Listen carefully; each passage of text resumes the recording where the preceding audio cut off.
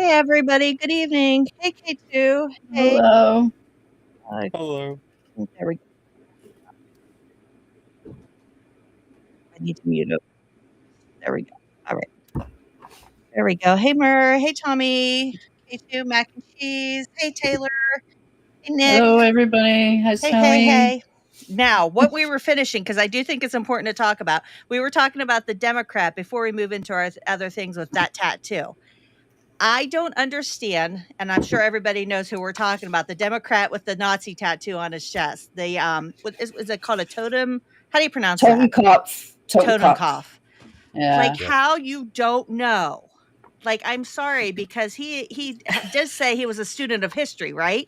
Like I'm sorry. I don't get that.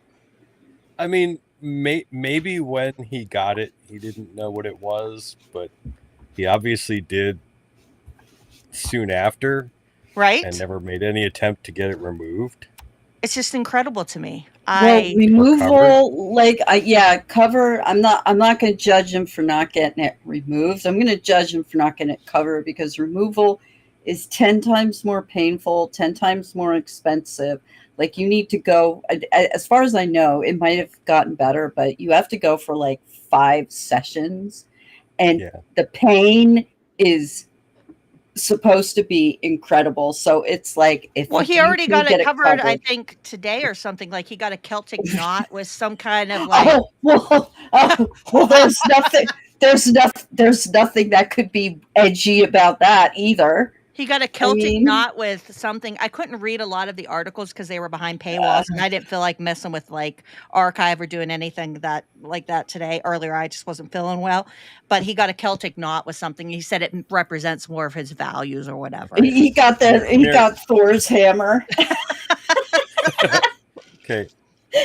He's not a senator though. He's just a primary candidate. Oh, he's a primary yeah, because he's running against that old lady, right? I hate to say old lady, but we keep putting up these candidates that are like, I mean, Yeah, can we get somebody like 50? Like, I don't know. She's like, and I hate to be ageist, but I mean, everybody that they put up, which I think is why everybody was excited about him, right? Before they vetted him and saw that wedding, Well, wrecking I ball mean, video of him dancing at a wedding. I think he had decent progressive platform now. Like, I think he's pro Medicare for all, from what I get, or from what I've gathered, which I think is why so many people are, like, hey, can we overlook this? Because they're so focused on wanting somebody with, yeah. And Murr Yeah. said about the guy with the Nazi flag who was like, it only shows up in photos. It's a magic eye Oh, I swastika. forgot about that guy, Murr. Yeah, it was in the office of the cleaning crew or somebody found it in the senator's office with the Nazi symbol on the American flag. Jesus, Oh, I yeah. forgot. We've had so much shit that happened. Oh my gosh. Hi, Muggsy. Oh my gosh. Hi, I'm Bex. Hello. Holy fuck, what a Oh, wait, week. you were saying that the American flag, okay, yeah, I only read half of that. Yeah, okay, yeah. Never mind. Fuck, we've had a lot of Nazi shit going on. And Yeah. the guy whose office it was, he's like, I've ordered a full investigation into whoever's responsible. You're investigating yourself. I know it's that Spider-Man thing, right? We're trying to Yeah, find the guy who did this. yeah, yeah. Oh And then God. we had the The art, hot what dog was the beam. Young Republicans Nazi chat leak too? Like there's been a lot of Nazi shit happening like recently. It's just going to get to the point now where we're like, which Nazi should we vote for? I'm sorry. Fuck. I have to laugh because it keeps me from crying. Which of the Nazi candidates is least objectionable? Right? I mean, in a way that's kind of how it's been historically to some degree. But, Yeah, Fuck yeah, me. It's just yeah. fucking terrible. God, I forgot how much Nazi shit happened. Because I got caught up in the tattoo drama. Jesus it's only Christ. become more overt. Yeah. one of the unofficial recs of running, you have to have a non-insignificant chance of dying of old age in office. Yeah, Snowy, right? And welcome. Thank you for stopping by. My gosh, I tell you what. Jesus. Oh. All right. Well, normally I start, but I'm going to let Steph go first because she has been very excited, and I think it's a really cool project she's been working on. Let me open up her thing and share the screen. Normally, I'm always blah blah blah blah blah. And we got through our Nazi talk here. That's our new podcast. Nazi talk with Steph, Quacks, and Shelby. Okay. Do you want me to open this one here, Steph? That's just a thing saying that I'm updating some files. Okay. If you Is there want to anywhere I scroll can show down, pictures? yeah, you could show right there. That's Okay. one of them that I just uploaded. I'm just really excited and proud of this project, and it's getting bigger and bigger. If you like Wizard of Oz and if you like Barbie dolls and The Sims 4, boom, there you go. And Shelby has the link. I'll put it in the chat after I show the pictures. Everything's free. Everything's free. I have spent weeks. So some of these boxes I spent hours touching up, like some of like the edits and stuff like that. And I've learned all this stuff about Sims, Barbies, and photo editor GIMP. Like I'm learning all this stuff. I'm getting better. I'm getting ready to move on to Blender so I can do 3D modeling and actually make my own things. And there's also, if you like making fun of Alex Jones, I just uploaded, I think it was yesterday. If you search on my Patreon for InfoWars, there's InfoWars board games. Okay, I'll put this down there first, and then I'll get that.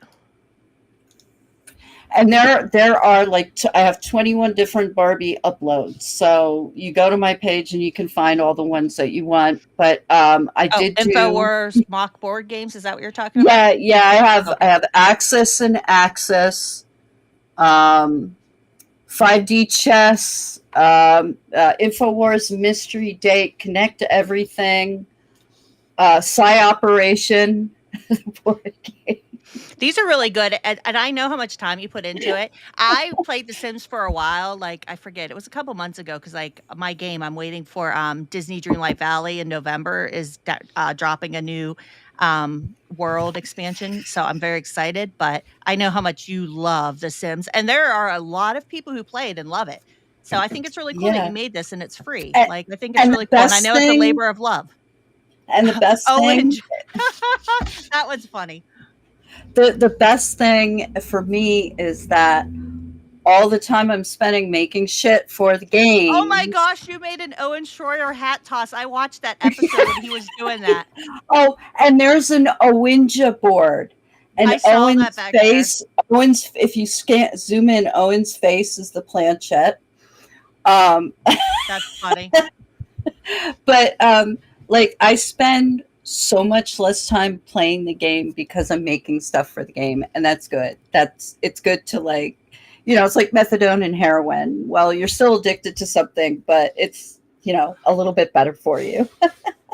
So I've just been having and there's an Alex Jones fleshlight on there too. Oh god.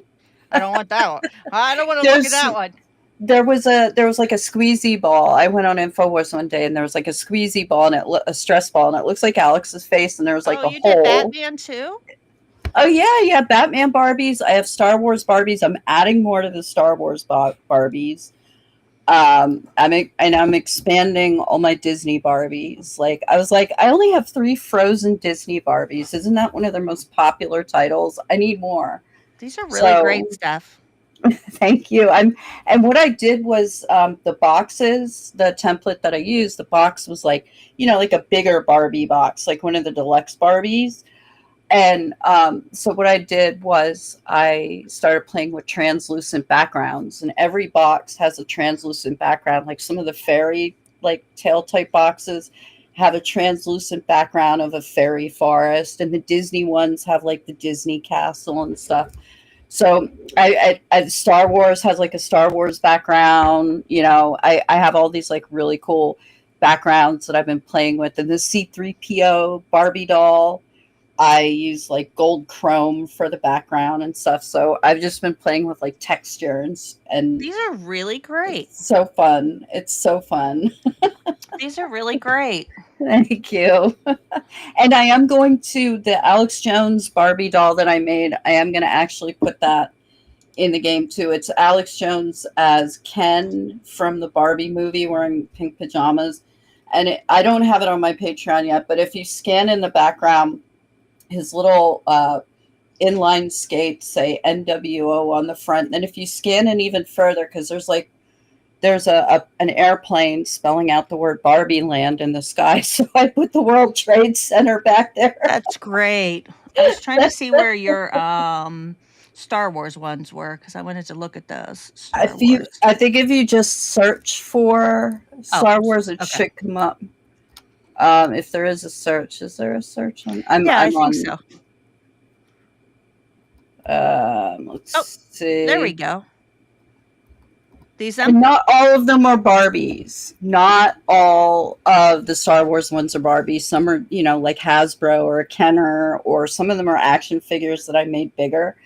And I haven't uploaded it yet, but I made Daft Punk Barbies.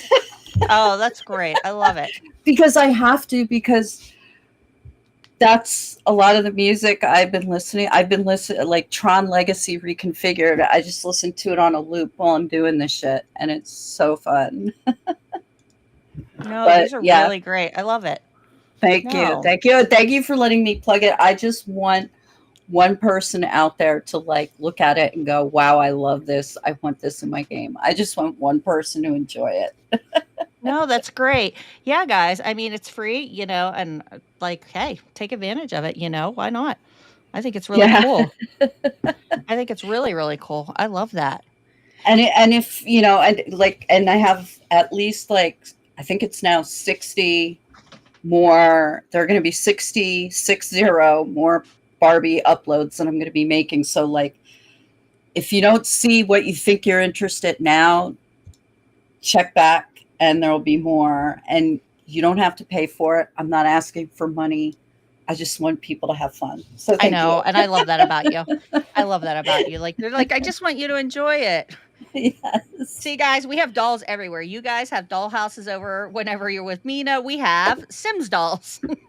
Dolls everywhere you go. Dolls everywhere. I mean, and I've got Bertuzzi with me. He went with us to Mount Shasta. Mount Shasta. You just got back from Mount Shasta.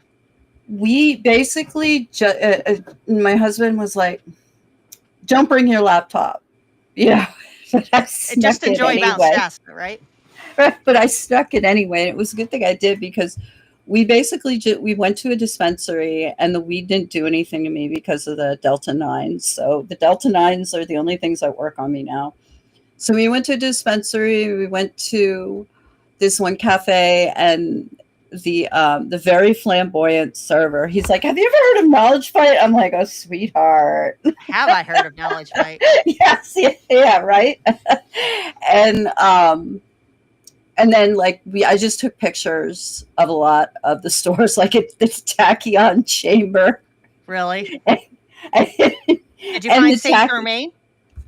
I was channeling him, but my chakras were not properly. Oh, I couldn't ascend, and the Fifth Warden Guardians who project the moon hologram were preventing my frequency from getting through. Oh, that's a damn shame. I was so tempted to talk to one of these people but I don't think I could keep a straight face. And our last night there, some hippie he was somewhere in between hippie and gutter punk, and he came up to us, and then he's like, hey guys, we don't even know this guy. And then he goes and he flashes the white power symbol. Jesus and he even Christ. Pointed it. And I was like, I couldn't hide my face. I was like, what? Well, who the fuck? Why would you go up to a complete stranger and do that? Why? Right?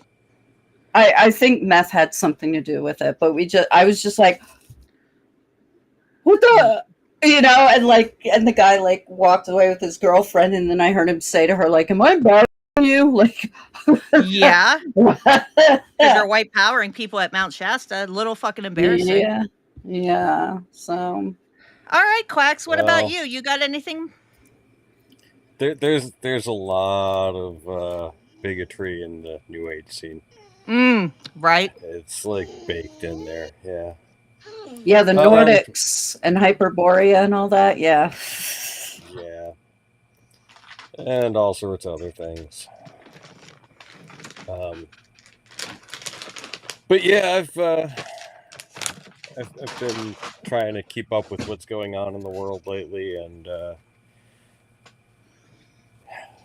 looking into some of the fringe stewing on conspiracy stuff for something for Patreon, which is taking me forever, but Oh, good.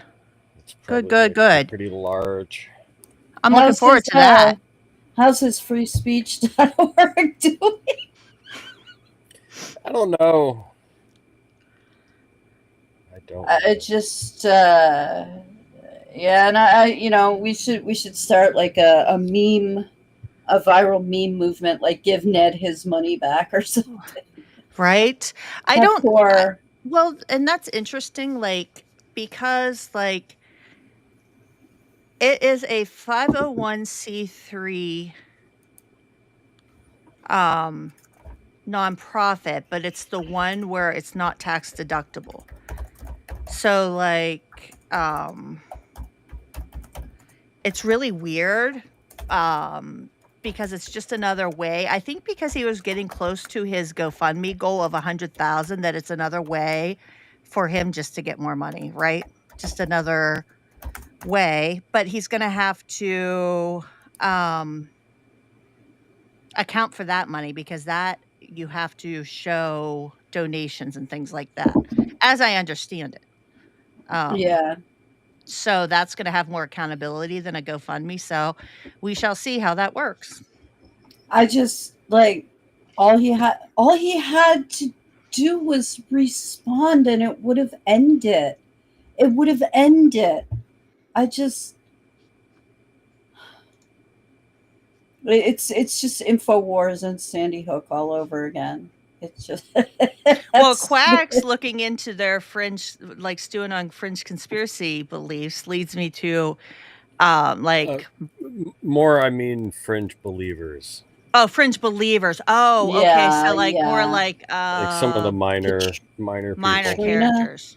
Katrina bunch of Yeah, numbers. I'm gonna dig up a bunch of stuff on Katrina bunch of numbers, and Okay, I got Yeah. it. I'm still Fringe freaked out. stewing on.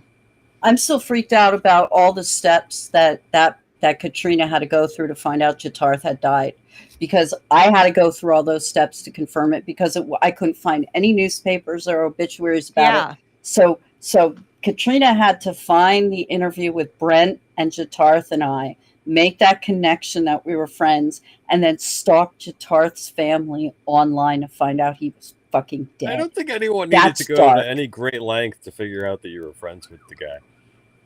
Right, but to find out that he had passed, like that was really find out that he had passed. Yeah, there was that's some serious like that's a level stalking. there. Yeah. That was a hell of a way to find out that your friend died, because Jatarth and I would go months without talking, so it wasn't unusual that I hadn't heard from him. That was just how it was. Just darkness, just dark, creepy weirdness. But I'm glad you're looking into it. Yeah, like there definitely are some fringe characters, definitely. Like, and I finished up, which is very exciting news, guys. Finally, my TST project on the Satanic Temple and all that encompasses. Like, it's very big. It's 6 episodes. I have some interviews in there. It's very in depth. It's just not the Satanic Temple, and it kind of ends with, you guessed it, Jim Stewartson, because he has Satan Gate, a hashtag he started, and he has some conspiracies and things like that deal with, pushing his own satanic panic. But last night, as I was ending that, I went to look for some threads that I had bookmarked to grab some screenshots and things that I had lost. But I was laughing so hard because I forgot he got into it with the Church of Satan. And like they owned him so hard, which I'm not a huge fan of, like the Church of Satan or LaVeism, or anything, like that. Like whatever, they're over there, you do your own thing. Like you're not bothering me, whatever, I don't care. But like I'm not like. But Go ahead. every horrible entity that Jim Stewartson gets into a conflict with, he makes them seem like the normal ones. Yes, thank you. Alex Jones owned Jim Stewartson, right? Like, I want that on a shirt. I want that tweet on a T-shirt with like Jim Stewartson like rambling to Alex Jones, and Alex Jones is like, "I'm so sorry for that. Your father didn't love you." I'm like. That's basically how I felt watching this fight with the Church of Satan that happened a couple years ago. I'm like, holy shit, are they owning his ass? And Jim's like, well, and I'll tell you. And they're like, dude, like this is what literally happened. And they were completely right about Michael Aquino and the Temple of Set and like Oprah and all this stuff that had happened. And I'm like, Jim, this is so fucking embarrassing for this organization, who is not great, to be owning you like this on Twitter. And I am laughing my ass off, right? Yeah. I put Spencer's link in there because since well, we were you can talking open about up YouTube if you want, like if you want. Yeah. Stuff. But yeah, I was dying so hard. But it was so hilarious. But only because my tummy is hurting so much tonight. And if you start posting links down there for me tonight, with everything I have going on, I'm going to start to want to come through there and strangle you, Steph. I'm just teasing you. But yeah, so that was funny. But anyways, so hopefully Friday, all of those episodes should be out. And I have been working on this. I am so excited because it has been a lot of work. So that's very exciting news for me. I'm very excited. And it's you can listen to it, obviously podcast, like you can listen to it, but it also has a lot of visual aspects to it because I have old footage in it from like the Process Church, and like there's new clips in it too from things, but it's and when you listen to it on Spotify, you will definitely. Oh, I posted it anyways for you, Steph. Even after I yelled at you, I got it. I was just giving you a warning, a figure wag. But on Spotify, like they allow you to do video podcasts too, so you can choose to listen to it by video or audio. But it's very much a visual podcast, which this will probably be the last one. I do this in depth because it just took me so long. And I had a lot of technical glitches and things with the software, and I was ready to rip my hair out. So yeah, this will probably be my last big project that I do. Not that I won't do any other thing. Go ahead. I want to look up and see how long ago it was that I was like, hey, are you interested in doing something about this? I know. The Check Satanic Temple? Right? Yeah. You look at our Blue Sky messages because that's what you did. You messaged me. That's how long. Because I had talked to David from Queer Satanic. I think it was that day. And then he and I had started talking. So that's how long I've been working on this. Like with interviews and research, like there's just so much. And honestly, like I could probably, like this could have been like a 12-parter. I could put more in stuff that I'm not even putting in because there's just so much, right? I had to stop at some point and go, that's enough. Like I can't do any more or else I'm going to go crazy town. It says thanks, Quacks. 8 months ago. Yes. It says 8 months ago. I've been working on this for 8 months. 8 months. No wonder I felt like a crazy person. I don't believe you that it's coming out at this point. Shut up. I'll believe it when I see it. Almost a baby. That's almost a baby. Yes. Well, you think about how many books I've read and how many articles. Yeah. And like I talked to David at least, not counting Signal, but I think 2 interviews definitely. The stuff I watched from Spencer Sunshine, all the interviews I read, journals, articles, archival footage, like it's in between real life, right? And then Taj's leg, and then just 8 months. Like I'm so ready to be done. Like, yeah. Thanks, Quacks. Don't ever inbox me again. I'm kidding. I'm happy. I learned a lot, and it's going to be really good. I did. So, all right. Who is ready for the original Sisters of Rap? The Rochester Rap Stars. Yay! I thought you were going to say Sisters of Mercy, and I was like, okay. We're just going to play Sisters of Mercy tonight, everybody. It's just going to be Disc Corrosion on a loop, just playing through the whole night. Hope you have fun. All right. So what we're going to do is there is not a lot of stuff, surprisingly, for as popular as they were and for everything that they have done. Like, there's no real documentaries out there on them except for like really, really bad ones. There's no like really great one on them. So we have a short 15-minute video from BuzzFeed. And what we're going to do is play it, but stop and explain some things that we ourselves know about their history. And I have some pictures of where their house was and what they look like and things like that. So that is how we're going to have to run this because there are not a lot of good things out there on these sisters, unfortunately. Quacks, why don't you do a documentary on the Fox sisters? Because I don't See you care in a about year. them that much. See you in a year. I'm more interested in like the Andrew Jackson Davis side of the equation. Yeah, I'm quite interested in him actually now too after reading a little bit more about him. Oh, well, thanks, Burr. I knew you've been looking forward to this series on TST. And and since we're on it, I just found out that the Guinness Book of World Records for the largest Barbie collection is 18,000. There's a woman in Germany. So I could technically keep going with this project forever because there's at least 18,000 of them out there. Be careful, because I just got over tennis elbow. I went to my doctor. Finally, I get to go to my doctors and everything, having health insurance again. I was like, my elbow is killing me, doctor. Please tell me I don't have a pinched nerve again. I just got over that one that took forever to heal. And he's like, no, what you got yourself there is a case of tennis elbow. Have you been doing a lot of stuff on your computer? And I was like, actually, I've been working on this project, like trying to finish it up, editing and stuff. And he's like, yep. And I told you I have this. This is what you need. You need. I wasn't resting right and moving around enough, he said. So, but I got rid of it. I got one of those things. Somebody had mentioned it on here in a chat the one day. Like, you put down here a band. So I looked up that. I got that, and I was putting Voltaren on. He said 3 times a day, and she's right as rain. It feels so much better. So. Oh, I wanted to share my mug with everyone. I don't know if it says he. Let me make you bigger. It might show backwards. So, ye old cunt. Oh, that's funny. Well, because my husband's British, so That's funny. Wait. Okay, what do I do now? Whoop. And thank you for the info about the edibles, Snowy. It's good to know I'm not like. Thank you for the suggestion too. It's good to know I'm not the only one that has these issues. Huh. See, I had Delta 9. Where were we on vacation?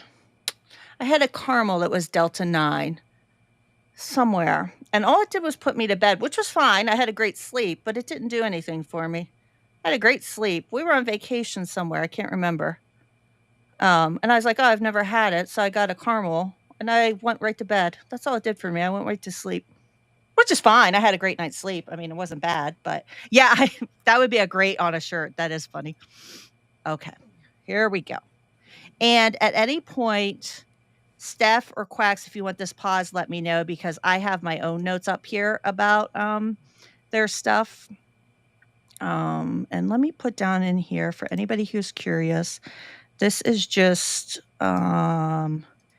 briefly, the Wikipedia, which don't just read the Wikipedia, obviously. I would recommend going to, and I'll post some articles too as we go along, but that's just a basis to begin as we're talking about these ladies. And I'll post more notes, and my sources will be at the end whenever I post the restreams. The existence of supernatural forces is not a new debate.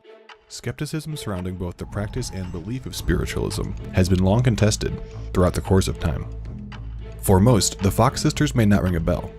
For others, they are commonly regarded as key figures who contributed to the establishment of the spiritualism movement in the mid-1800s. While they did not start or create spiritualism, their role in its history is one worth exploring.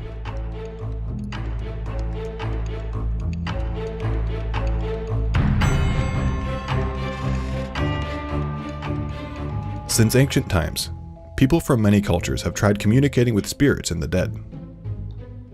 The mysterious afterlife and the existence of supernatural beings has baffled and intrigued believers and have been challenged by skeptics for as long as we've been asking the question, what happens after we die?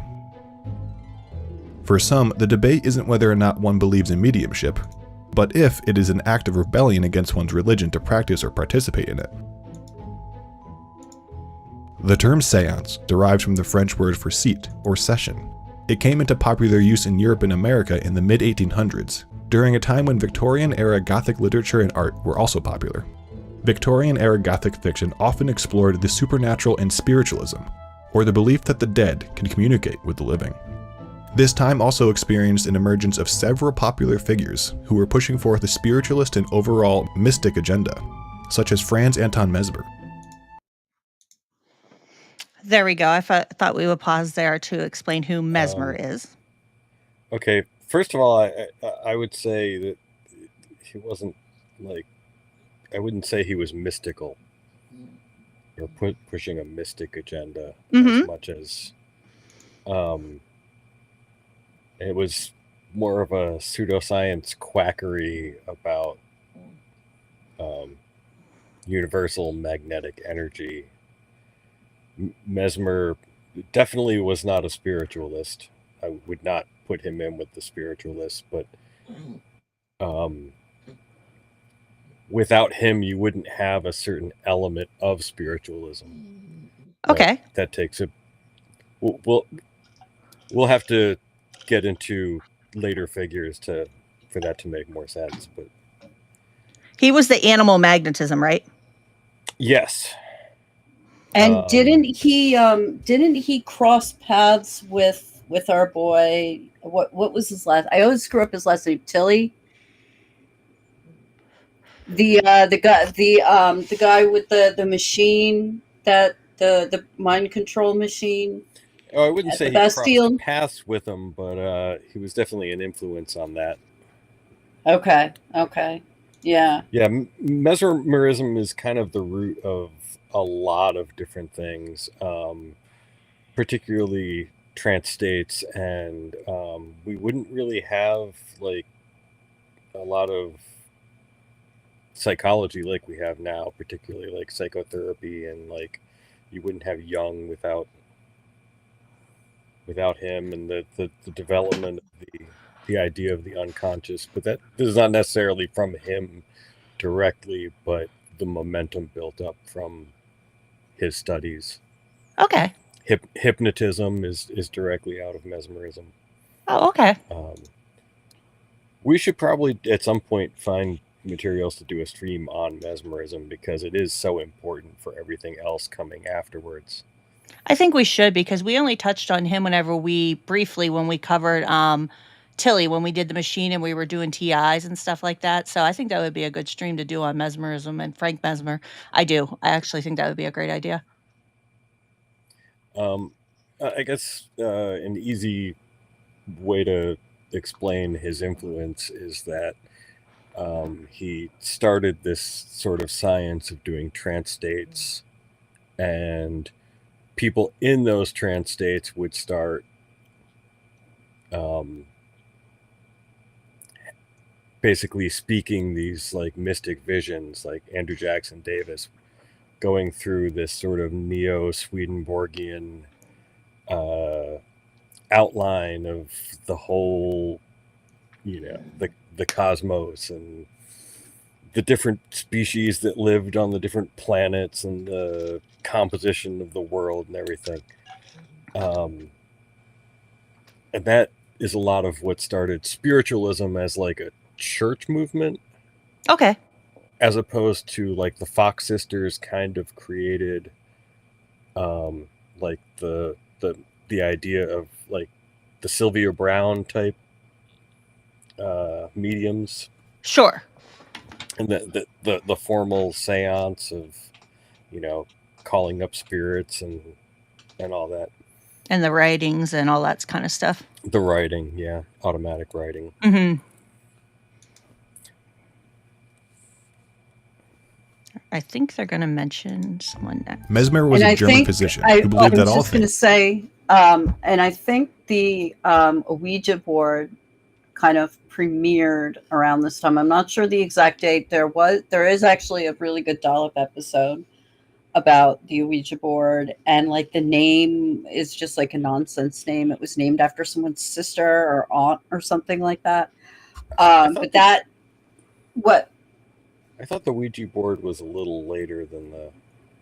Okay, I might be wrong, but that, I mean, you wouldn't have had the Ouija board without the spiritualism movement, and I know they definitely use it. The sisters use it, like I think it's the neighbor's son who creates, because they're just communicating at knocks at first, with their trickery and stuff. And he's like, well, let me write down the letters and then we can correspond with with the numbers, and, you can do the letter and the knocks and we can get words and spellings and whatnot. And they use a modern day version of Ouija boards, and they claim that they can communicate with non-communicative people. The facilitated communication stuff, that's been debunked. So, yeah. Including the human body, were controlled by a magnetic fluid that, when imbalanced, could cause physical and mental ailments. His practice involved waving his hands over his patients' bodies, inducing a mesmerized hypnotic state, which he claimed allowed him to manipulate the magnetic field and help rebalance their health. Some who were put into a mesmeric trance said that they had visions of spirits during their experience. His theories of the universe also gained popularity in the United States. Those who followed in his footsteps and practiced this were known as mesmerists. Although he lived and practiced long before Mesmer was even born, the philosophies of Swedish mystic Emanuel Swedenborg. There we go, Swedenborg. Yeah, Swedenborg is fascinating. He's kind of like the grandfather of the New Age. He claimed to communicate with spirits from different planets and even from exoplanets. Oh, wow. I didn't know he did exoplanets too. Oh, yeah, that was fascinating. But he was very much like, you really should just, normal people shouldn't do this stuff. And it was only for like high-class people, or only people like him that could do it? People like him, like he was, he was like, yeah, I can do it, but you shouldn't. Don't try this at home. The Swedenborgian church became pretty big, and a lot of the spiritualist churches came out of the Swedenborgian movement, and they were just kind of like, oh, hey, it's not just Swedenborg that can do this. We can all do this. So they had a lot of church movements out of theirs. I see your distinction that you're making now, which is interesting, to look at it, church spiritualism versus the more commercial Sylvia Brown, mediums, automatic writing mediums and stuff. Yeah. Spiritualism is a really huge umbrella. Yeah. That, even spiritualist churches don't all agree, although there is sort of a core, and I dug it up, the principles, the Declaration of Principles of the, I forget the organization name, but we can get to that later. Okay. But there is a spiritualist church movement, which definitely developed out of the Swedenborgian churches. And then, like you said, parlor tricks. Yeah. Gained popularity around the same time. Swedenborg believed in an afterlife of 3 heavens, 3 hells, and one sort of purgatory, which was very similar to Earth. Additionally, Swedenborg claimed that he was able to communicate with spirits existing on every plane. American seer Andrew Jackson Davis, a man the Fox sisters. That's your guy right there. Well, he's kind of handsome. Yeah, in that one picture, he was a handsome dude.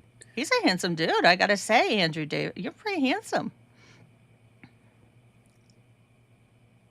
He is the guy that he like is. I've read about him, and he actually what I found interesting is like he predates the Davises in America.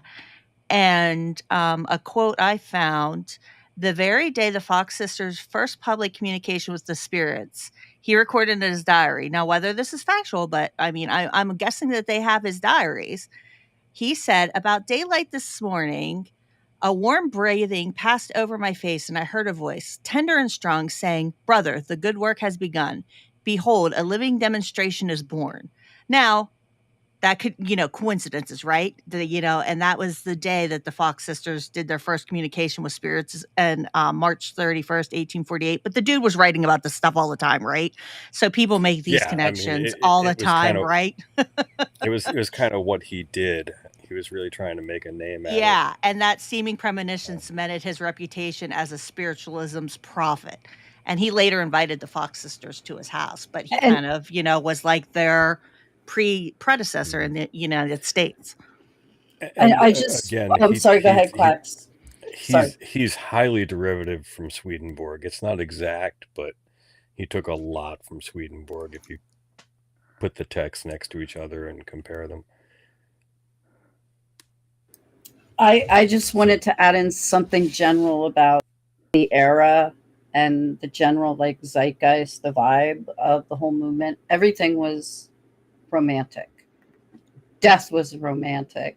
Dying was romantic. Funerals were romantic. Everything had, and I don't mean huggy, kissy romance. I mean like the classical sense of romance. That this whole era was just infused with everything had meaning. Everything was and there were a lot of different, there were new inventions coming out all the time in this era. So it's so fascinating, just everything that was going on in this time.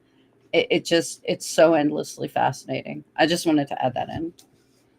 Well, the everything having meaning thing is kind of particular to the Swedenborgian tradition, because he went into this idea of correspondences where everything is symbolic of something else. And that was very heavily influential on the occult movement. True. Would later cross paths with, also became renowned, in part for combining these two philosophies, saying that Swedenborg's spirit had communicated with him during a series of mesmeric trances. It has been said that the Fox family were no strangers to mediumship, as members of Mrs. Fox's family were believed to have the gift of foresight, frequently predicting events that would come to pass. Margaret Smith married John Fox, who was the son of a blacksmith. The couple had 7 children in total. Their firstborn died in infancy. And before the last 2 children were born, there was a time where Margaret and John separated due to his struggle with alcoholism.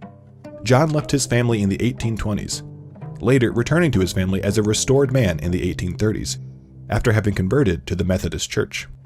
It was then that the couple had their last 2 children, Margaret and Catherine, also known as Maggie and Kate, who were 4 years apart. The pair were a part of the trio eventually known as the Fox sisters. Seeking those who aren't done making medicine.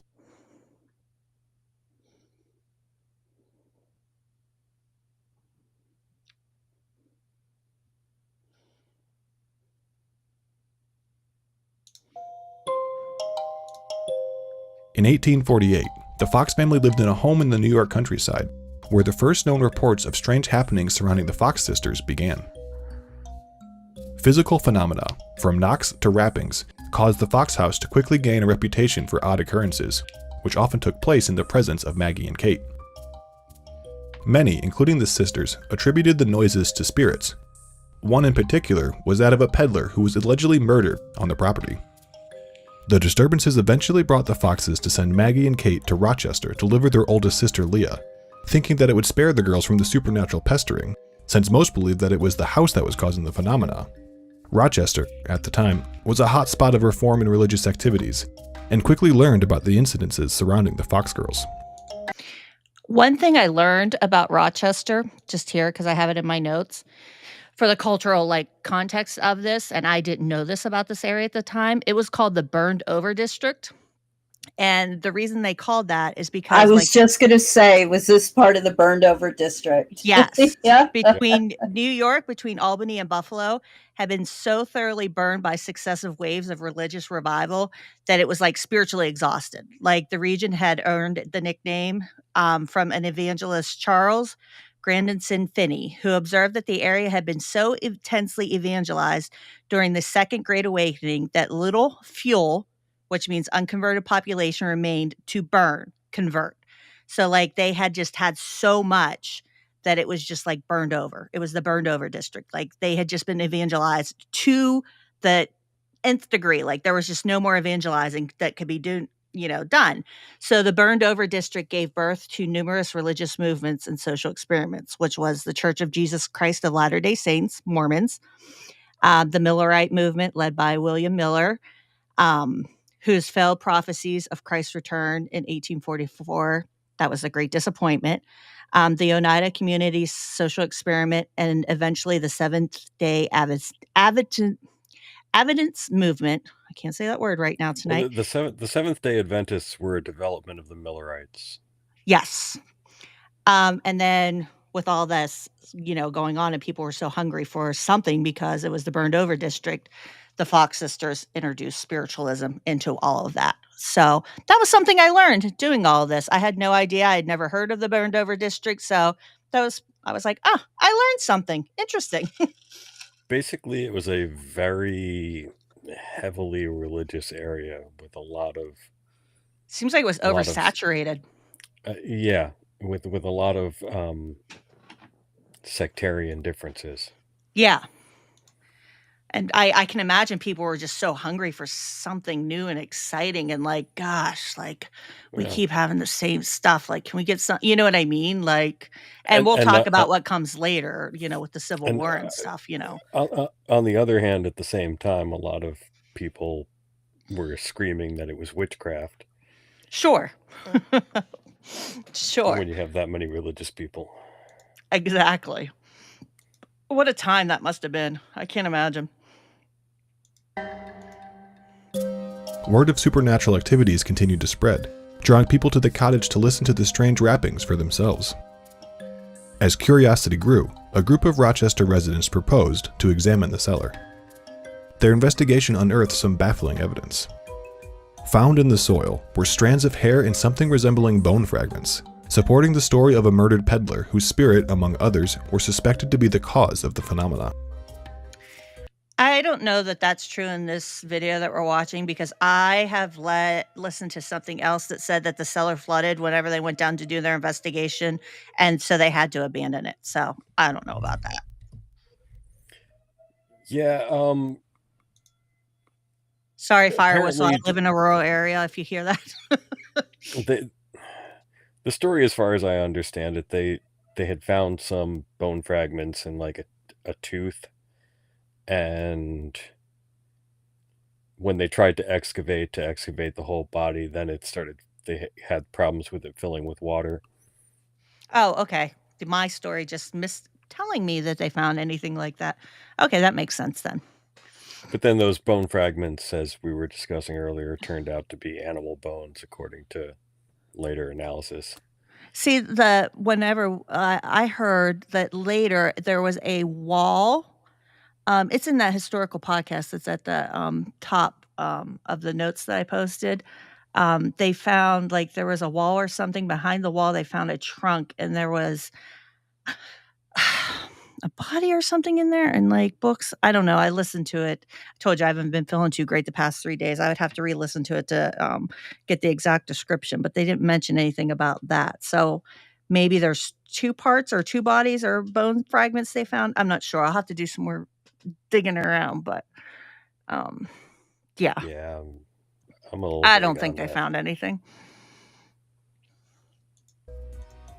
Family friends Amy and Isaac Post took notice of the girls' gifts and invited them over to a gathering at their home to see if they were able to communicate with spirits outside of the Fox's own home.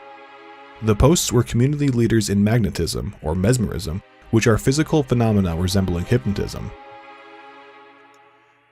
In an attempt to communicate with their deceased daughter, I just want to pause real quick because the posts are a lot more important than that. Hold on, let me scroll up here.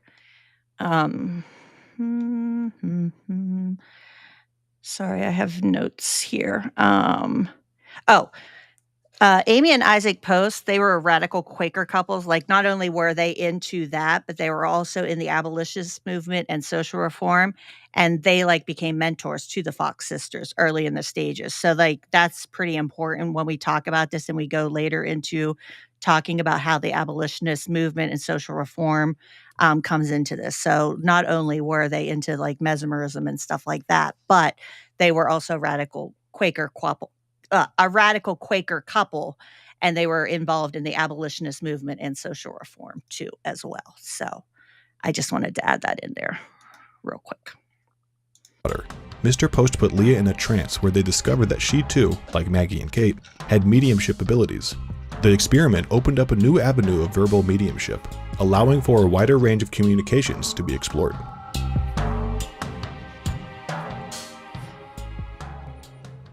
Isaac Post wrote, "I suppose I went with as much unbelief as Thomas felt when he was introduced to Jesus after he had ascended, but believed in the sisters' abilities after hearing very distinct thumps under the floor and several apparent answers, as well as by Leah's mediumistic abilities." The Post rented out the largest hall in Rochester, big enough to house 400 people who turned up to listen and witness the noises for themselves in the presence of the sisters. To debunk the skeptics, the sisters were escorted by Mrs. Post to a private room, where they were disrobed and examined by those questioning their authenticity. They were 14 and 16 too. I just want everybody to keep that in mind. I know back then that probably seemed like nothing, but they were having these girls disrobe in front of physicians and doctors or whatever, whoever were examining them back then. But these were young girls, being disrobed to show that they weren't tricking. The whole thing's just so exploitative. And it all started as a prank, right? These girls thought they were pulling a trick on their parents, from all accounts. Yeah, I don't know if that's what you got from that too, Quacks. Yeah, I mean, that's what Maggie's book basically went into, was that they had started it as a prank because their mother was very superstitious, and they wanted to prank their mother, and which is why they were doing it right before April Fool's Day too, by the way. Yeah, it was right the night before it went into April Fool's Day, right? Yeah. And it just out of control. And they couldn't really back out of it, and then their older sister started kind of business managering them and badgering them into doing bigger and more outlandish things. She separates them at one point too, doesn't she? So they can make more money, and then she stays in New York and does her own shows. I think she separated them as a sort of power move to keep them from conspiring together, but it's just my sense of it from what I've read. I don't know how accurate that is. And it seems but she definitely separated them. Yeah. And she kind of taught herself how to read people so that they would give them the answers that she wanted to hear. So she kind of became a medium in herself, but not as good as the girls, obviously. But she was making money in her own right. But it's interesting to note the idea that they put her into a trance. Yeah. Which brings you back to the mesmerism. So that's where the mesmerism comes into the story. Ah. I see. Because that's what they would mean by putting them in a trance. The mesmerism. Yep. Yeah, we definitely need to do an episode on that. Yep. Nothing was found hidden on their bodies.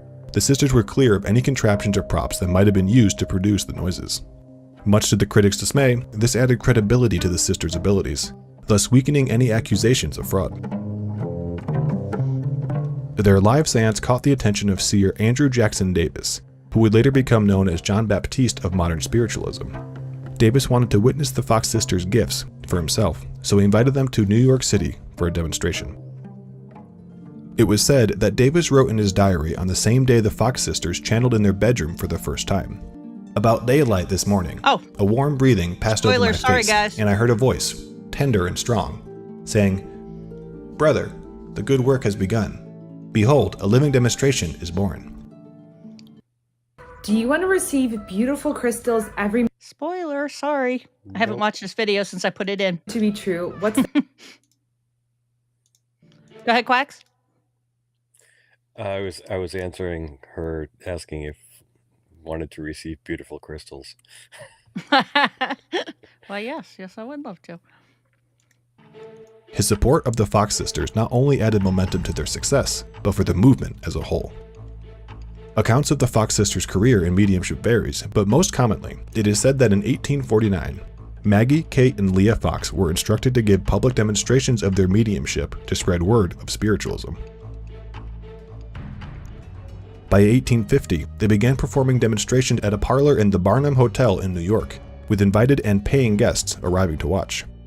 Sessions were available at 10 a.m., 5 p.m., and 8 p.m. for a fee of $1. The Barnum Hotel was owned by the cousin of P.T. Barnum, so they were raking in the money there. Per session. When not conducting during these times, the sisters took private meetings. Go ahead. Yeah, somebody put in the paper that they were doing it at Barnum's museum, and that they were only doing it for like 25 cents a piece. So all these people showed up at Barnum's museum. Oh, really? Yeah. Boy, were they disappointed, I bet. Yeah, I would assume. In between. Among these guests were prominent figures from the publishing and newspaper industries, such as editor Horace Greeley, who was convinced by the experience, delivering reports that essentially endorsed the sisters' authenticity, ultimately boosting their fame.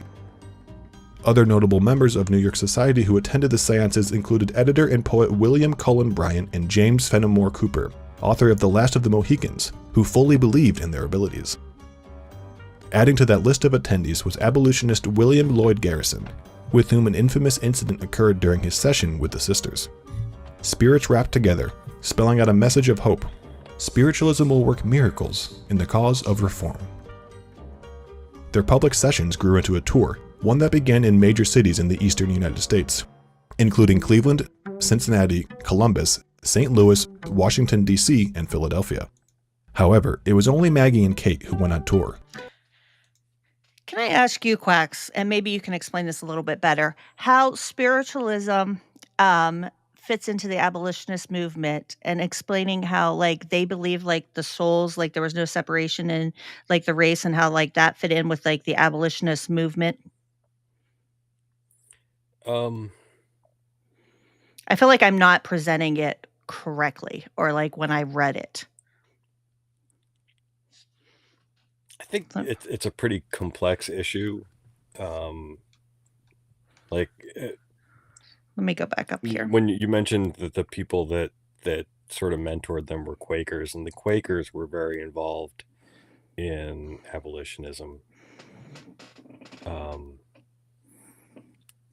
But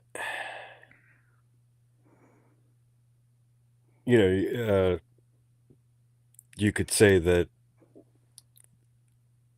everybody has a soul and we're all equally humans going into the afterlife and all that, but I think a lot of it really was more just tied up in that people that were abolitionists were using this as a way to counter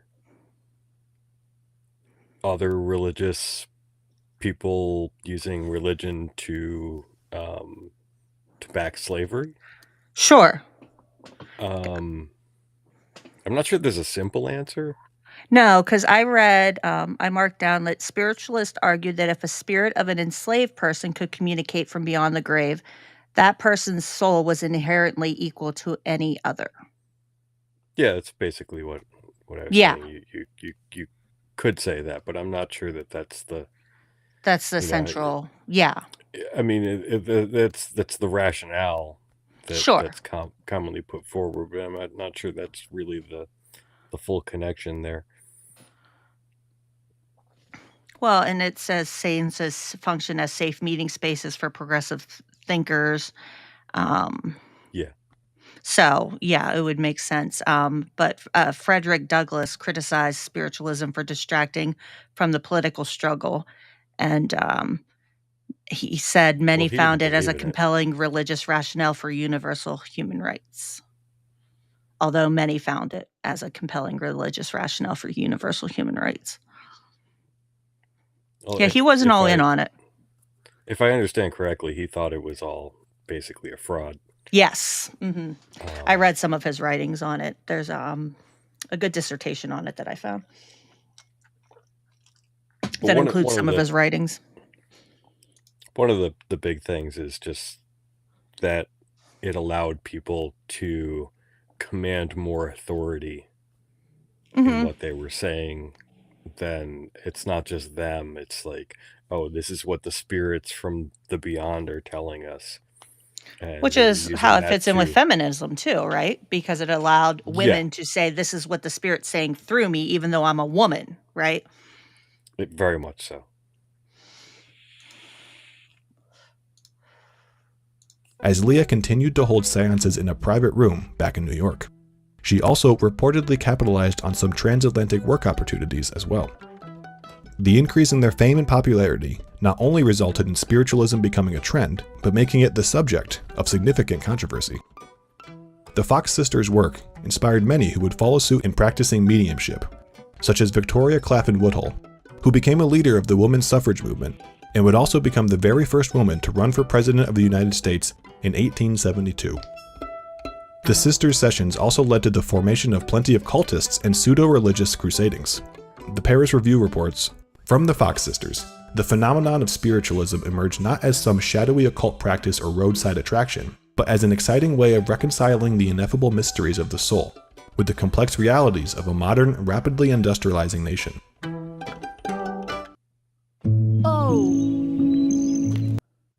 Oh, she looks so sad. Even though many skeptics questioned their authenticity, no evidence of explicit fraud was ever found against the Fox sisters. Except Other famous mediums that would emerge over time include Cora Scott Hatch, Edgar Casey, and Arthur Ford, to name a few. Edgar Casey, you mean Further down David the line, Wilcock? Harry Houdini would become one of the fiercest opponents of fake seances, and was known to crusade against In a the previous mediums he life. believed to be inauthentic. For years, Houdini Edgar Casey's an interesting one. We should do one on him sometime and combine David Wilcock into it. Because I know you watch that crazy guy as much as I do. I The, thought that Sorry, go ahead. I thought that Edgar Casey was more like reading the Akashic records than like talking to dead spirits. Isn't But that I the don't one know, David not- Wilcock says he's a reincarnation of? Yes. I thought so. Yes. I found that book used for like a couple bucks. Did you? We should definitely Yeah. combine those two into one episode one night. That would be fun. We're That would be probably fun. going to go into it, but Houdini was such a staunch, like, he really hated he wasn't fighting against the abolition element. He wasn't fighting against the feminist element, as far as I know. He was fighting against the bullshit element, and he actually broke up a long, very close friendship with Sir Arthur Conan Doyle.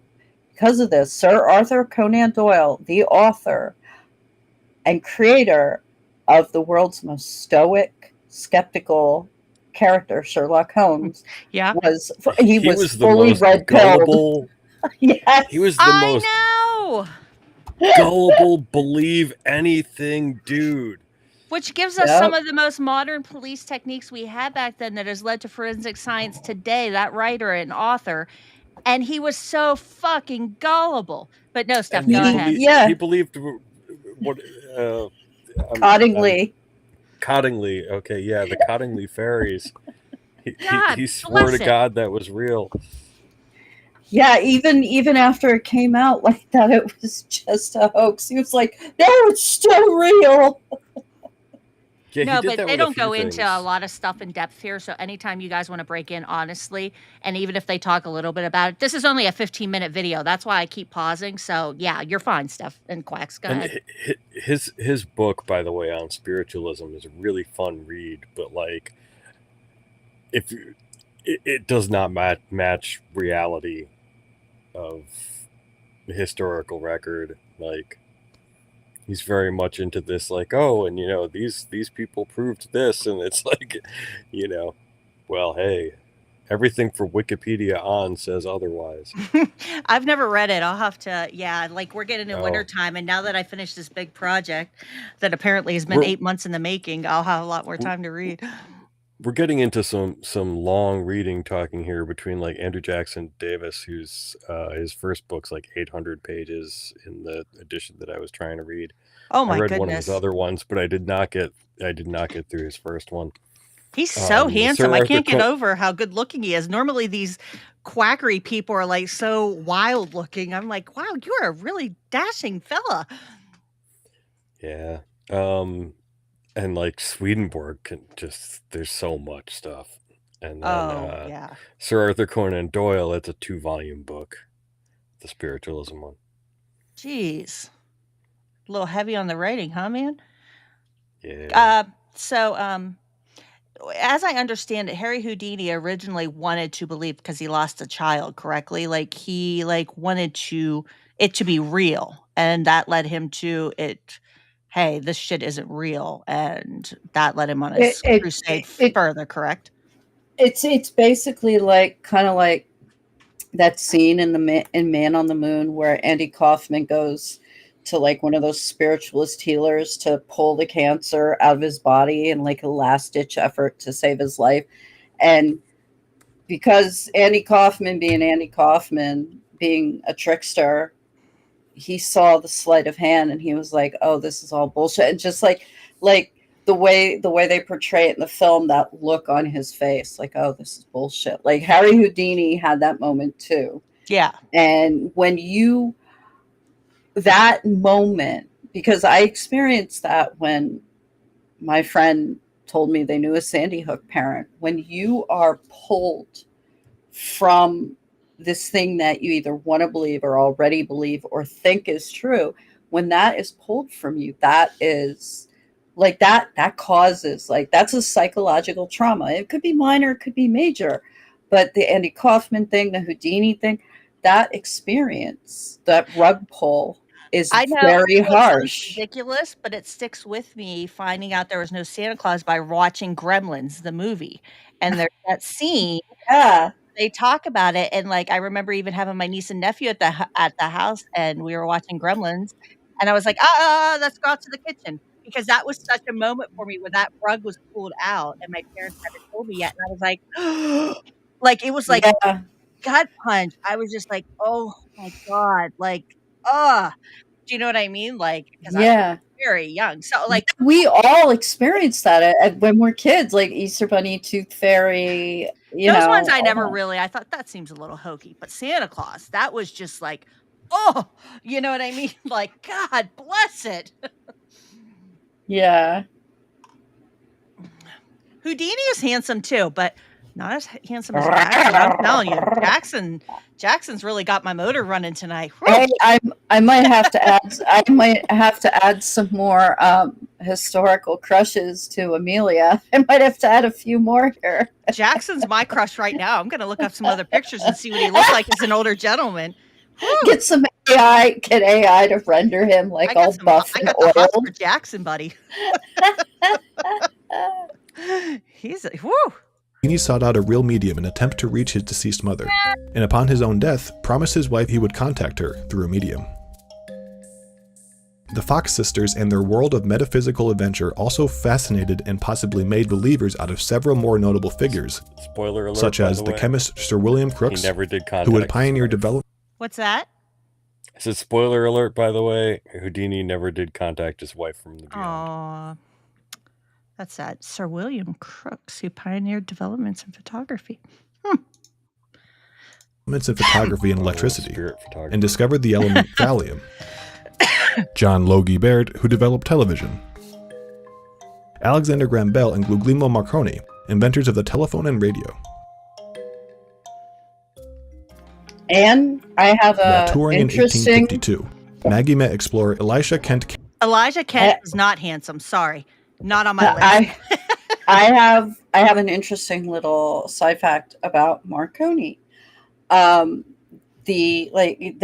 communication system that he had created, I think it used Morse code. The first time it was used to transmit an SOS signal was on the Titanic. So I just wanted to add that in. Yeah. I didn't know that. Kane, who was an attendee of one of their seances. Although Elisha himself was a skeptic, Nash. He was swept away by Maggie's charm. He was 13 years her senior, and while it seemed that Maggie was initially not interested in a man so much older than her, they eventually were married in a private ceremony. In their short time together, Elisha continuously wished to remove Maggie from the spiritualist world and properly educate her, to which Maggie finally obliged, leaving spiritualism and the seances behind her. Maggie became a widow just 5 years later, and was baptized into the Roman Catholic Church in August 1858, wow, what a switch. Something her late husband always wanted for her. She renounced spiritualism from that point on. It's noted that Kate and their parents were by her side during the baptism. Elisha's family had disapproved of his marriage to Maggie, and upon his death refused to acknowledge her status as his wife or widow, even denying her any claim to his estate.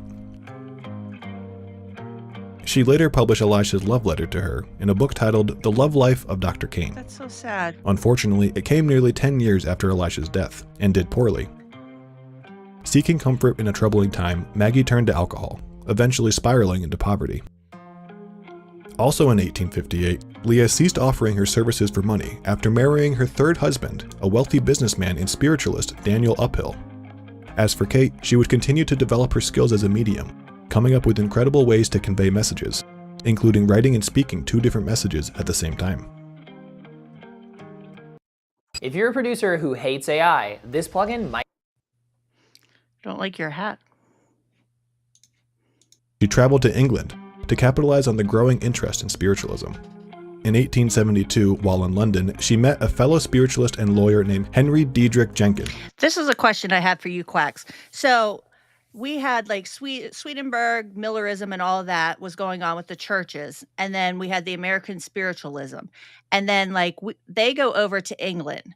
So that crossover, like, did they bring and like popularize like the Sylvia Browne type over there and make that like really huge? And then that took over and became like really popular, like the two converged kind of? Or how does that all work when we talk about the spiritualism movement as a whole? Because you said it's a big umbrella.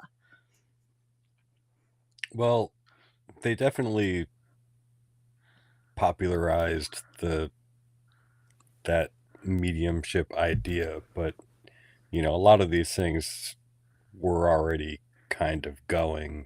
Because who's the cloth lady who coughs up the cheesecloth? I can't think of her name right now. Oh God, You know who I'm talking about.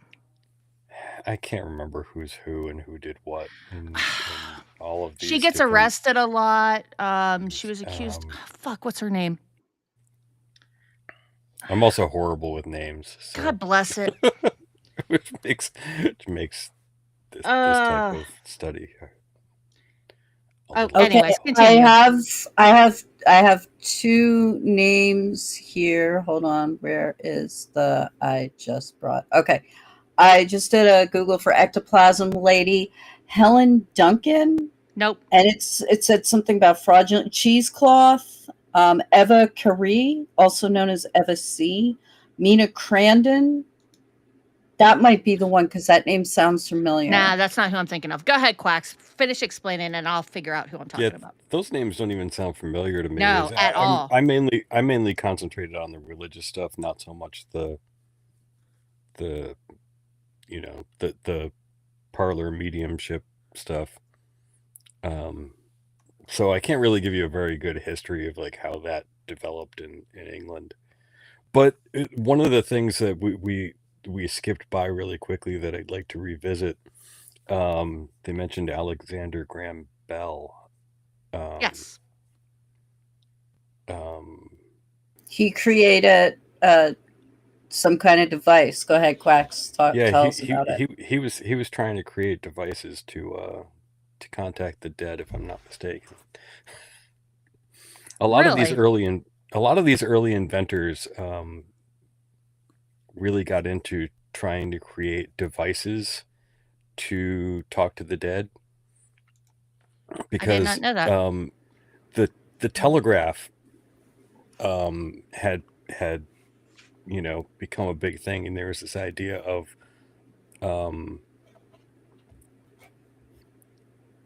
people can communicate through wires, and eventually, like, we may not need the wires, and the the the conception of the telegraph and then later the telephone became really big in conceptualizing the idea of different forms of communication. Muggsy. Another Scottish weirdo, that Bell guy. Yeah.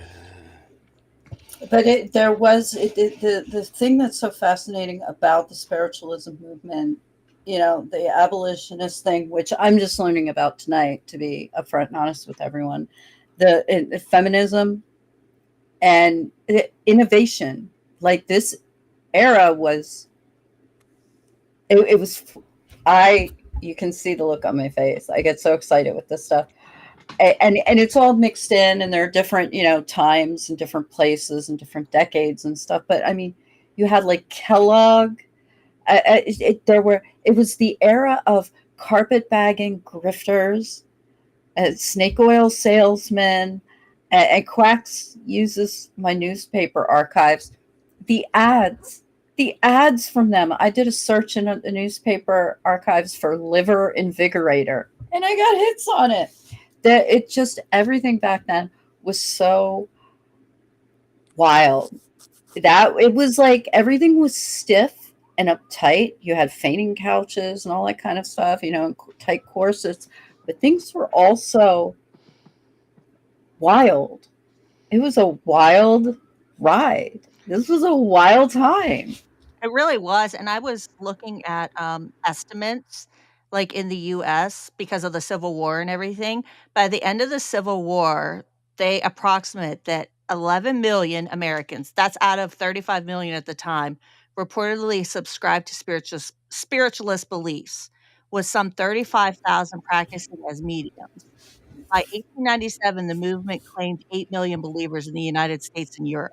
That's huge number. And also the important thing in what you just said was after the Civil War. Well, yeah, because we're in Victorian Yeah. America, right? Child mortality rates, and I looked this up too, rates Yeah. approached like 50%. And we had cholera, we had typhoid, we had tuberculosis that was claiming, Yeah. you know what I Yeah. mean? And, you had people who were losing their loved ones on battlefields. They weren't getting their bodies back. They weren't able to grieve properly. So they were looking for any way they could to, um, so-called, have, like, I don't know what you would Closure. call it, closure, a good death, you know what I mean? Like, so they were ripe for this kind of movement, Yeah, it was, and it was like also after in Europe, there was like an interesting shift after the Black Death, where and you saw it specifically in religious iconography and religious artwork, where before the Black Death, Jesus was generally portrayed as triumphant. After the Black Death, there was like a saddening, a soft, not softening. It wasn't like soy Jesus or anything like that, but there was a change, and we could see how huge shifts. Like even with COVID, we saw this bizarre, all these deaths, and in times of great strife and great death, disease, or destruction, you're going to see like new religious movements, new ideas, new inventions. You're going to see all that stuff kind of. Death creates like innovation. Yeah. Well, and I think oh, go ahead, Quacks. I think that these mass deaths and all of that tend not to necessarily create innovation, but they tend to create waves out of things. Like spiritualism. Spiritualism was a fad, and then it was starting to wane, and then the Civil War happened, and the Civil War brought back a resurgence of it Oh. rather than like generating it. It definitely And increased like the popularity. And you had and you popular could see, people. I mean, Mary Todd Lincoln was having it in her, the White House. yep, you could see the same phenomenon with like COVID and QAnon. Like COVID didn't give us QAnon, but the process of going through the COVID epidemic caused this giant surge of that type of belief. It gave it the environment for that belief to spread because of everybody being home and online. And it was the perfect storm, like the Civil War Yeah. was for the resurgence of a dying spiritualism movement. Well, I wouldn't say dying. Not dying, but necessarily. petering it was out. dying. It was petering down, but yeah. It's not like it was on its Death leg. No. This is a little bit off topic, but just because I was scrolling through my notes, but when we were talking about like the women's rights movement and stuff, and how Quacks and I were talking about like abolition and stuff, and how like, it was a way for, people to have voices and things like that. There's a quote here from Through Trance, a medium, Emma Hardinge proclaimed in 1859, and she was in a trance, the present marriage law is a failure. So she was able to say that because she was in a trance. And then somebody else, the leading spiritualist periodical, The Banner of Light, declared, now you have to remember, this is 1864, that rape is punished out of wedlock, but in it paid no attention to. Like, to put that into print, like during that time period, like is completely like a radical thing to be able to do. But because they could say that they were getting this stuff from the other side and they're spiritualists and these voices are coming to them, it gave them a little bit of distance, right, for the feminist and abolitionist movements. So like, it's really quite incredible. I'm not, giving like, good on you spiritualists for, fooling people and taking their money, but they really could say a lot of things that other people couldn't. I think Oscar Wilde said it best when he said, give a man a mask and he will tell the truth. Right? It's quite incredible. I mean, it really is when you see some of the stuff that they could do and say, all from girls who started out with apples banging on steps and knocking and snapping their fingers, and Mesmer and Swedenborg and, these guys over in England. It's just quite incredible. Whew. Or in Emma's case, gals over in England. What's that? You said guys over in England. I said in Emma's case, gals over in England. Yes. All right, here we go. We got a few minutes left here. Their marriage lasted just short of a decade, before Kate would, too, become a widow. The death of her husband in 1881 only made matters worse for Kate. The pressure to perform became too much for her, and she, like Maggie, turned to alcohol for comfort. As Kate's life also spiraled, Leah added insult to injury by accusing Kate of being unfit to care for her own children, resulting in them being taken away from her. The sisters' relationship was compromised by their personal struggles. Having seemingly reached some kind of wit's end, Maggie was now in opposition of the very thing that made the Fox sisters. On May 27, 1888, Maggie Fox told the New York Herald, "Spiritism is a curse. No matter what form Spiritism presents itself, it is, was, and always will be a curse and a trap for all who engage with it." And on October 21, 1888, she would take it a step further, going on stage at New York's Academy of Music to expose the sisters herself. Leading up to this, Maggie knew nothing of the fight between Leah and Kate, having learned about it through the New York Herald.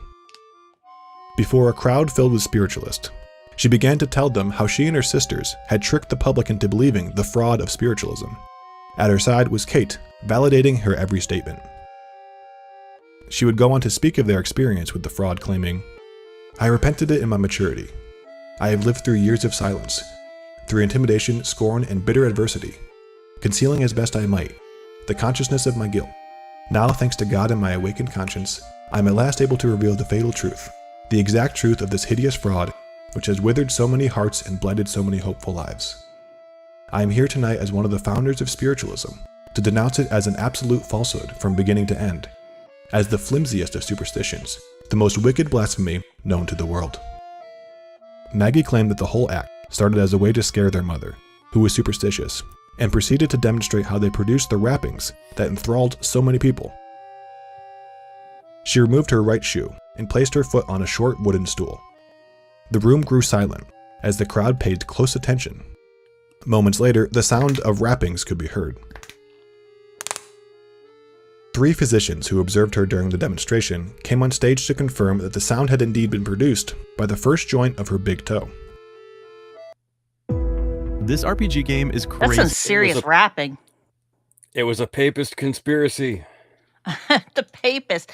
Can you imagine though? Revelation Because sprung by all accounts, from what I've read, like they could do up to like 30, like answering their mom's age of like 33 or something like that for one, like before they got like the letters, like when that was like done for them, they could do numbers, like the number of times you would have to crack like between the sisters and like to produce those noises and stuff, like just an incredible hoax. I can't, like, no wonder they started doing like the automatic writing and stuff like that. Just had to have been a pain in the arse to like crack all the time. Muggsy Muggsy is absolutely right in that era, the kind of like the start of what we would consider the modern mortuary science. It started after the Civil War, and there were some really. I had a book about like Civil War era embalming and like photography too. There's a really good movie I watched about it. It's a dramatization of it, but it's really good. I'll have to find it because I know you'd like it, Steph. It's really good. Muggsy's seen my autopsy tattoo. Muggsy knows me.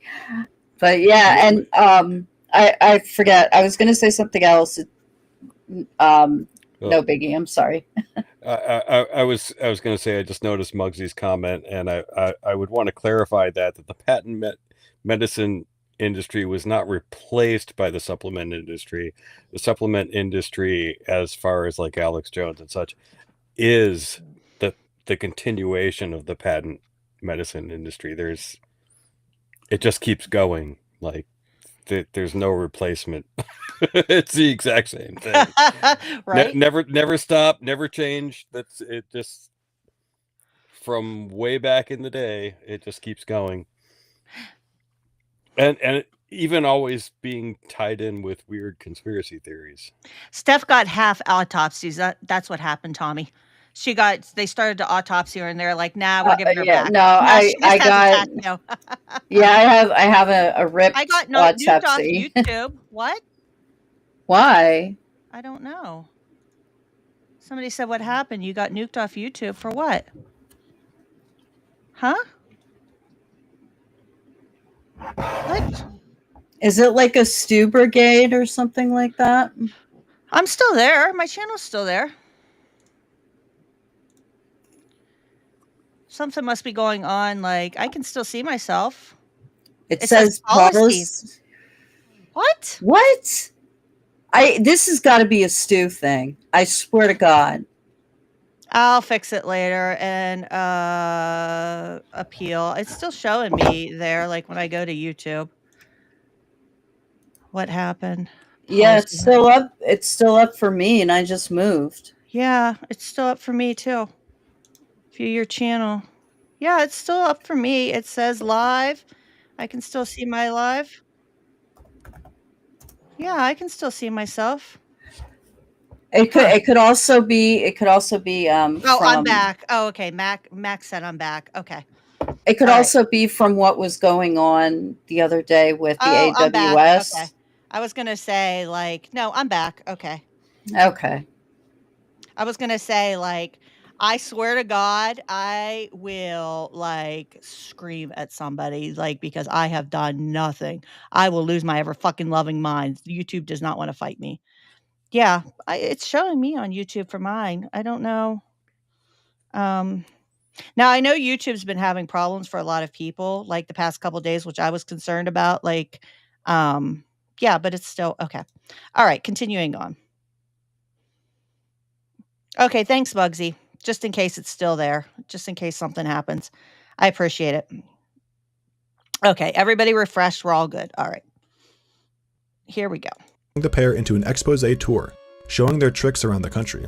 However, their best days were behind them, as the I know success fell YouTube's short been to that acting of like their earlier shit for a days. couple of days for everybody.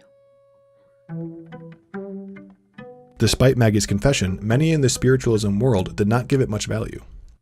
Due to her diminished mental state, alcoholism, and their steadfast belief in spiritualism, they easily dismissed her claims that the rappings were false, instead choosing to believe that the sisters themselves were frauds. Since Maggie was paid $1,500 for her confession, some claimed that poverty was the motivation behind her action. It was possible she'd simply done it for the money, and not because she believed what she was saying. However, some have stated that Maggie's true motivation for revealing their secrets was to get back at their sister Leah. Maggie claimed that Leah exploited her and Kate when they were young and impressionable for her own financial gain and fame. Due to Maggie's public criticism of Kate's alcoholism, some blamed her for Kate losing custody of her children. Mediums and seances have long been questioned for authenticity, and many were found to be fraudulent. But in a strange twist, and perhaps in support of those who could not accept the sisters' confession, they would retract the confessions just a year later. Some in the spiritualist community were delighted, while others still looked down upon them. Maggie and Kate continued taking what work they could find within spiritualism. And in 1893, the infamous sisters transitioned to the other side, dying just months apart from each other. Transition to the other The side. duo of the trio lived their final days impoverished, and it was said that Maggie and Leah never patched things up. Taylor, it was the sisters. You have angered them. They were mad at me. So what happens when we die? And can the dead really communicate with the living?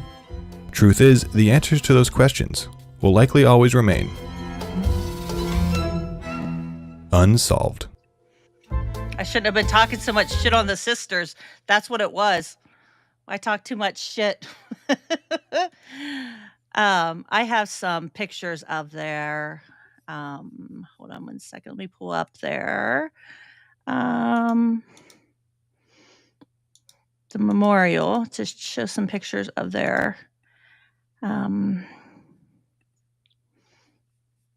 the site here. And then I have other pictures. If Steph starts levitating, we'll all know. You just got it again, Muggsy. Yeah, I think something's up with YouTube. Like, I think something's going on with YouTube. Like, I don't know what it is. Like, It's probably AWS, or whatever it's called, the Amazon Web Services. It was out on Monday, and like I didn't even notice because I'm so dumb, but it was down, and like all these apps and websites, everything. yeah, like my channel's still just up right now crashed. for me. Like my live is still now it says suspended for policy violations for me, which is weird. Stream unavailable. Like I don't know what policy violations. Like there's none. That's so weird. Unless it's a Sue thing. I mean, you never. I mean, That's so weird. Just blame it on me. Just say it's my fault because I don't understand. I'll appeal it later. Anyways, I'm still on. It is really weird. Yep, chat's working, but that's it. Like chat shouldn't still be working, and then the stream still be up. Yeah, that's exactly. I think something's going on YouTube's end, but if chat's still working, like the things should be gone. Like that's so fucking weird. But I am on Twitch and it's over on Patreon too. Thanks, Mer. So I don't know what is going on with YouTube. I know people were having problems yesterday, and you said Monday too. Stuff was going on. So I have the stream in two other places too. So I'm not really worried about it right now. I'll deal with YouTube tomorrow and figure out. Yeah, my live's still now it's back. It's back up again. The stream's back up again. Like something is going on with YouTube. Like now it's back up again. The stream's available again. Something is wrong with YouTube. YouTube is acting wonky. You're back again. Max said I'm back again.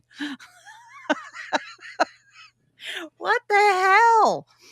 All right. Anyways, I'm just going to pretend Hunter, go see daddy.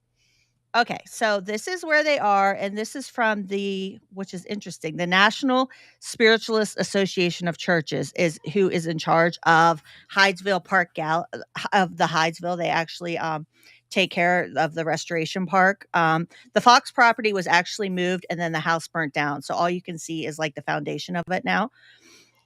So they actually have got a marker, and it took them a while to get it called the birthplace of the religion of modern spiritualism. March 31st, 1848, right before April Fool's Day, as we mentioned. That's the group that did the Declaration of Principles, by the way. Is it really? Yeah. Interesting. Well, they take care of the location. The National Spiritualist Association of Churches? Yep. You said? Yep. Yeah. Yep, that's who takes care of their location. Yep.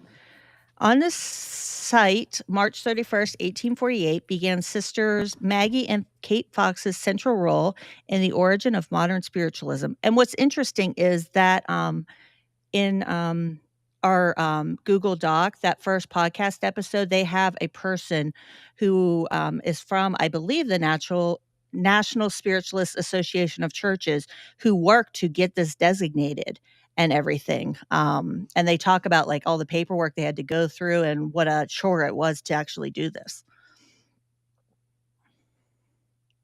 Upon the site stood the Hydesville Cottage, the home of the Fox sisters, through whose mediumship communication with the spirit world was established March 31st, 1848. There is no death, there are no dead. Placed here by M.E. Cadwallader, December 5th, 1927.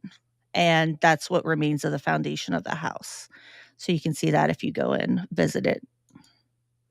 But that's basically all that is kind of there, left there. And then if you go on the Wikipedia, hold on one second. They have a lock of one of the girls' hair. I'm not real sure why, but that is a braided lock of Kate. I can answer that. I can't answer the exact why this was a thing, but hair was very popular. In fact, there was hair art where they would I've take seen that in museums. You're right. And weave it into like almost like baskets, and so it's not that weird to find old hair, which is in itself strange. It is very weird. I don't know what other pictures they have here. That's the picture we already have. That is Kate Fox. Another picture of her. That's them in their younger deer, and then the hair. I don't think I have. Let's see. That's the park. They are also part of the National Women's Historical Society. I don't know that they have. That's the original house. I don't know how they got a picture of it, but I guess somebody must have had it back then. Some ridiculous photos. An older picture of them not digitized. Newspaper clipping. Just trying to see what pictures they had in here. Nope, that's about it. I think that's about all the pictures. There's not a ton of stuff unless you go in the old archives, but that's about all I have on the women. Do you guys have anything else to talk about or mention that I might have missed? Well, I have the whole principles. Oh yeah, we can discuss that. I'm sorry. I totally forgot about that. Yep. There's a total of 9. Okay. And that comes from the association I was just reading, like that runs their site. Yep. The original first 6 were composed in 1899, and this basically is what they agree upon to consider yourself a true spiritualist church with like capital S spiritualism. Number 1, we believe in infinite intelligence. Number 2, we believe that the phenomena of nature, both physical and spiritual, are the expression of infinite intelligence. Number 3, we affirm that a correct understanding of such expression and living in accordance, therefore, constitute true religion. 4, we affirm that the existence and personal identity of the individual continue after the change called death. 5, we affirm that communication with the so-called dead is a fact, scientifically proven by the phenomena of spiritualism. Is a fact. Okay. Is a fact. Okay. All righty. Well, I mean, if you don't believe that that's true, you're not a spiritualist, basically. Obviously not. No. 6, we believe that the highest morality is contained in the golden rule, do unto others as you would have them do unto you. So, like, that obviously played a lot into, the whole abolitionist idea of this golden rule of doing, being nice to everybody, basically. Yeah. So 7 and 8 were later added in 1909. 7, we affirm the moral responsibility of individuals that we may make our own happiness or unhappiness as we obey or disobey nature's physical and spiritual laws. 8, we affirm that the doorway to reformation is never closed against any soul, here or hereafter. Well, that would fit in with abolitionists and all that stuff. So, yeah, Yep. I can see that. And then in 1944, they added one more. Oh. We affirm that the precepts of prophecy and healing are divine attributes proven through mediumship. Well, checks out. Checks out with all their stuff. I mean, at least they're not real wordy. They're like nice and short. Short to the point. Like there's not a lot of words in it. Gets to, They do elaborate. Sure. Below, I mean, I only read the basic bullet points, but there is more to it. They do get wordier than that. I imagine. Like, for instance, under number 1, we believe in infinite intelligence. By this, we express our belief in supreme impersonal power everywhere present, manifesting as life through all forms of organized matter, called by some God, by others spirit, and by spiritualists infinite intelligence. Well, they're just letting everybody believe in this, right? They're like, hey, come on in. Though this power is impersonal, our understanding can only be gained by our personal perception of this creative force.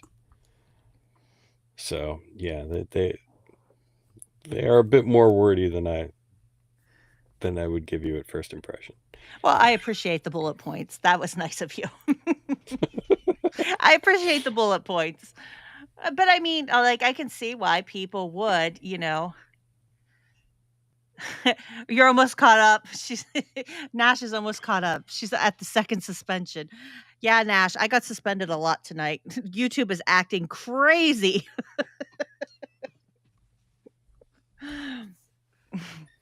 YouTube is wild and out tonight. I can't believe I've never gotten suspended so much. I think we should blame it on Honor and read their address over the air. Oh, you know what? We're just kidding, and everyone should support Honor Network. Yeah, if you want to post Honor's thing down there. Yeah, I will. But no, because that was funny because that's how Alex Jones got taken off. I know, right? I think it was just the sisters. But you know what? Yeah.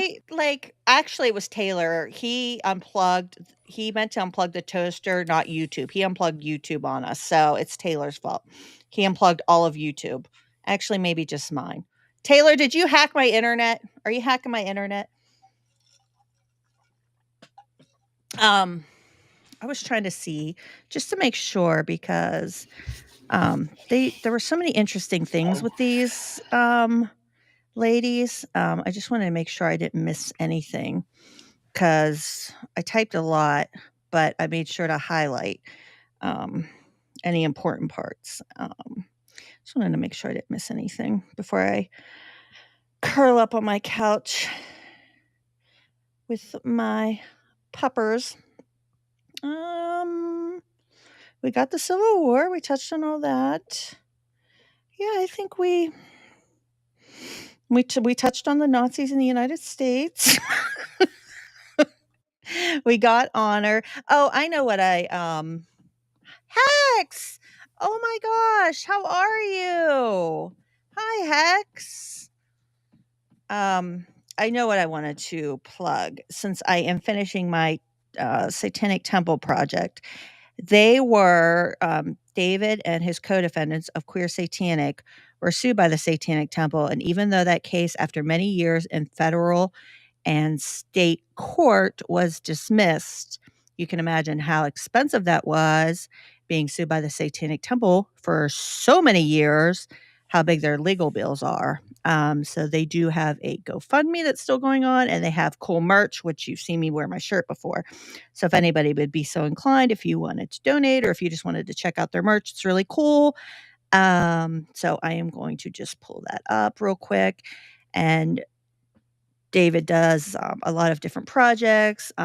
He writes, so I'm just going to post his link down there. He does some really cool projects and things like that. You can check out his page. The merch is really cool too. At least you finally upgraded from soup cans to the red Solo cups and string. It's a superpower. Had to. Have you seen the tariffs on Solo cups? I'm telling you what, when in doubt, you can always blame Taylor. That's what I'm going to do. I'm going to blame Taylor for sure. But no, I'll have a lot more time. I'm excited. And maybe I did want to ask, and maybe I'll poll some people in the comments. It's an idea I had, just maybe a pop-up stream, maybe this Wednesday coming up. But I have autoimmune disorder, lupus, and I have some other ones. And there's a theory out there, and I found it many years ago, called spoon theory. And I found the woman who talks about spoon theory, and she does a short presentation on it. And I thought about sharing more of my journey when I first got diagnosed, what my life was like, and what it's like for me daily. And, how even if I plan the next day, I'm going to do something, sometimes I'm not always able to. I'm really tired, or, life doesn't always go the way you think it's going to. So if anybody would like to join me and discuss that and share your journeys, maybe you too have an autoimmune disorder or some other, disorder that, Can you please send me a reminder in our group chat Sure. on Signal, because I think it's important. I think long COVID has drawn more widespread attention because long COVID generally manifests as chronic fatigue. Yeah. More people are beginning to accept this. Look, people, we're not fucking lazy. Pardon my French, but we're not. But you don't look tired. disabled, but you don't look. Yeah. You don't look that. Yeah. Tired. Yeah. All the time. And I just ran out of my modafinil. So I'm kind of running on GABA, which I found in my cabinet. I was like, ooh, I have gabapentin. But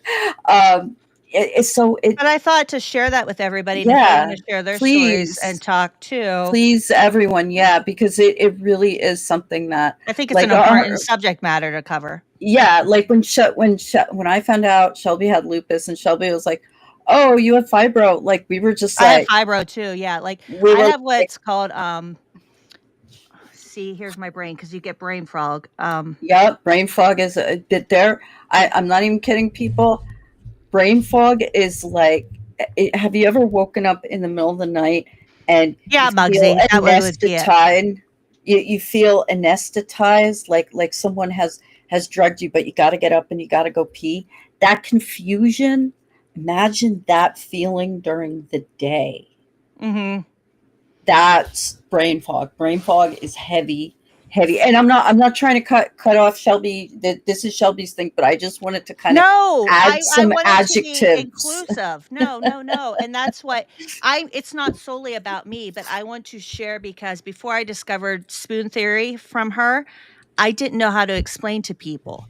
So it was nice to be able to share that article, or say, this is why, or this is how, Yeah. or, because I've gotten, well, what do you do? Like whenever I wasn't working anymore, well, you don't work. Well, what do you do for your living? Or why can't you do this? Or if I had to cancel plans, I don't want to take up too much time now because I want to save that for when we have our conversation. Right.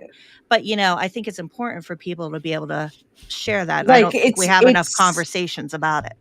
It's an invisible disability. Yeah, exactly. And it And an there's so many, 'cause indivisibility. there's sojourns, there's there's so many, and I have a lot, and there's other And ones that I don't have that people have. Yeah, I mean, and Epstein-Barr, and like even like Lyme disease. mhm. They all have just this. You don't look ill. That the person doesn't look ill. The person seems completely normal. Yeah. But there's fire burning inside. Yeah. Like JFK's back. Like his back problems were caused by something else. But there are times when my back is at like an 11. Yeah. For no reason at all. No reason at all. Just my wings are on fire. And thyroid's yeah, one too. Yeah. Yeah. So I think it sounds like I there's love interest. this. So I love this. all right, so Yeah. we'll do that next Wednesday then. It sounds like a plan. Oh, Kenny, yeah, K2, I remember you've had Lyme. So, yeah, so I think everybody, this sounds like a plan then. Next Wednesday, then we'll do that. Remind me, please. I will. So next Wednesday at 8 p.m., we'll do Spoon Theory, and we'll all just share and get together and talk about what it's like to live with a chronic illness and an invisible illness. And even if yours isn't invisible, you're more than welcome, because Spoon Theory, I think, is for everyone. So yeah, with disabilities or disorders. And with all that, I'm the one that falls asleep in the middle of the streams.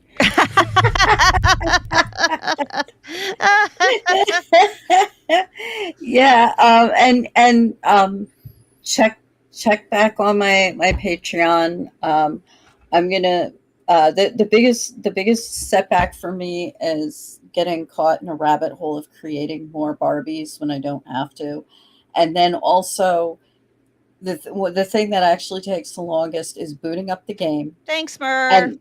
And blowing up the item, like increasing the item in size and taking the screenshots. That takes forever. But after I game test it, I'm going to have some more stuff up probably tomorrow. So. Love you, Hex. Love you, Hex. All right. Thank you, guys. Thank Love you guys. all. Bye. Love you, Love you, Hex. Love you, Steph. Thank